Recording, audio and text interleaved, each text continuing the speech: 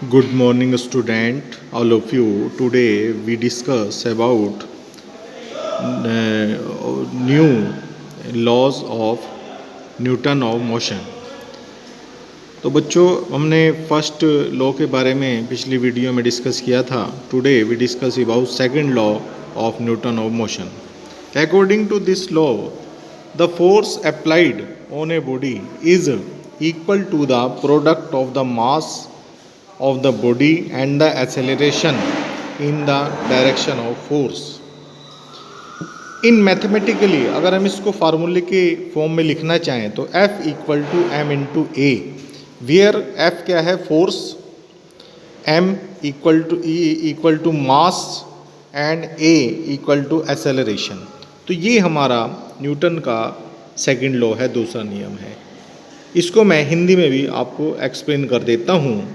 किसी ऑब्जेक्ट पर, किसी वस्तु पर या बॉडी पर लगाया गया जो बल है, फोर्स है, वह उसके अर्थात ऑब्जेक्ट जो है हमारे पास में है या बॉडी है, उसके मास अर्थात द्रव्यमान और बल की दिशा में, इन द डायरेक्शन ऑफ फोर्स, बल की दिशा में उत्पन्न त्वरण एक्सेलरेशन के प्रोडक्ट के, मल्टीप्लिकेशन के, गुणनफल के बराबर या इक्वल होता है।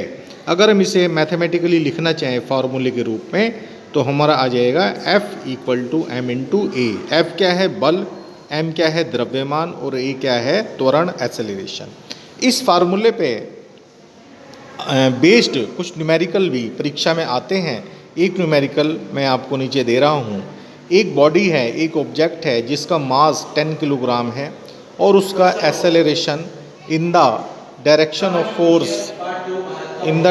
Of force 15 metre per second square है और हमें फोर्स जो है वो हमें निकालना है। तो सबसे पहले बच्चों हम इसमें फार्मूले का यूज़ करेंगे F equal to M into a और फिर उसमें इसकी वैल्यू पुट कर देंगे F इक्वल टू 10 इंटू 15। तो ये हमारा आ जाएगा 150 न्यूटन। और हमें न्यूमेरिकल करते समय दो तीन बातों का हमें अवश्य ध्यान रखना है। एक तो हमारा बराबर के नीचे बराबर आना चाहिए और हमें जितनी भी हमारे पास क्वांटिटी दी हैं उन सब की हमें यूनिट ज़रूर लिखनी है।